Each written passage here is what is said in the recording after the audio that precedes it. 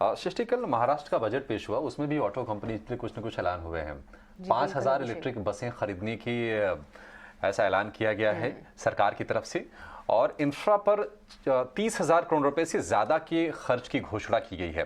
लेकिन बजट में और कुछ क्या खास रहा, किन सेक्टर पर फोकस रहा, ये बताने के लिए हमारे सहयोगी वामाक्षी हमारे साथ हैं। वामाक्षी, बताइए।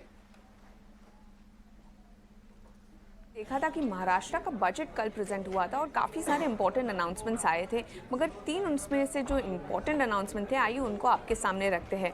पहली इंपॉर्टेंट अनाउंसमेंट जो उन्होंने की है कि उन्होंने वैल्यू एडेड टैक्स को घटाया है एटीएफ यानी कि एयर टर्बाइन फ्यूल पर। उन्होंने 25% से 18% पर ये वैट कर दिया है और इसी के चलते एयरलाइन कंपनीज को फ़ायदा हो सकता है, क्योंकि इसी के चलते उनका जो फ्यूल कॉस्ट है वहाँ पर गिरावट आ सकती है। और फ्यूल कॉस्ट एक्चुअली एक बहुत इंपॉर्टेंट कॉम्पोनेंट है उनके टोटल कॉस्ट का, तो इसी के चलते हम देखेंगे शायद टिकट्स के दाम पर भी असर हो सकता है और एयर ट्रैफिक को थोड़ा बूस्ट मिल सकता है। इसके अलावा रियल एस्टेट फ्रंट पर भी एक अनाउंसमेंट आई थी, तो उनका कहना है कि जो स्टैंप ड्यूटी पर डिस्काउंट महिलाओं को दिया जाता था 1% का, वो अभी भी जारी रहेगा और इसी के चलते एक बूस्ट मिलेगा वुमेन यानी कि महिलाओं को घर खरीदने का, और इनफैक्ट प्रॉपर्टी रजिस्ट्रेशन पर उनका पैसा भी बचेगा। इसके अलावा करीब 36,000 करोड़ का उन्होंने कैपिटल एलोकेशन किया है इंफ्रा प्रोजेक्ट्स के लिए, और जैसे कि हम देखते हैं कि इसका इम्पैक्ट हमें रियल एस्टेट के काफ़ी सारे सेगमेंट्स में नज़र आता है, जैसे कि retail, commercial, warehouse, residential, सारे ही सेगमेंट्स में इस पर पॉजिटिव इम्पैक्ट आता है। इसके अलावा तीसरी जो अनाउंसमेंट उन्होंने की है वो है ईवीज़ को लेकर। तो उनका कहना है कि वो स्टेट ट्रांसपोर्टेशन नेटवर्क में जो उनके टोटल ईवी फ्लीट है उसको 5,000 से बढ़ा रहे हैं, और इसी के चलते कुछ जो ईवी स्पेस में कंपनीज हैं उनकी तरफ कुछ ऑर्डर्स आने की उम्मीद है।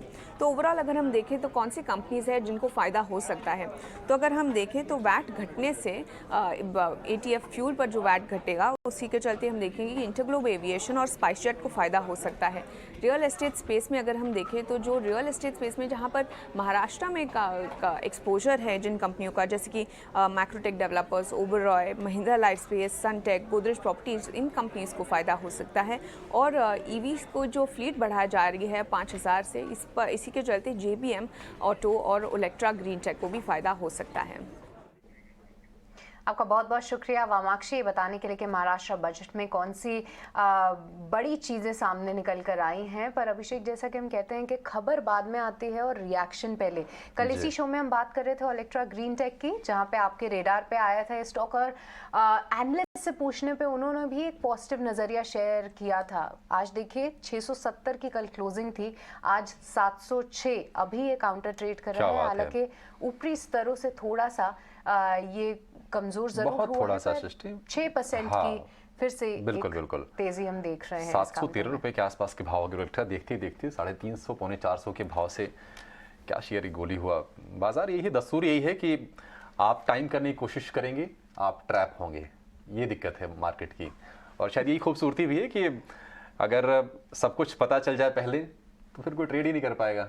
ठीक है अभिषेक, हम उम्मीद करेंगे आप दर्शकों के लिए ऐसे खबर के पहले कुछ ऐसे। लेकिन एक चीज अभी आई थी सृष्टि, एशियल लगातार ये उड़ान, ये शेयर भर रहा था, रिकॉर्ड हाई पे पहुंचा था।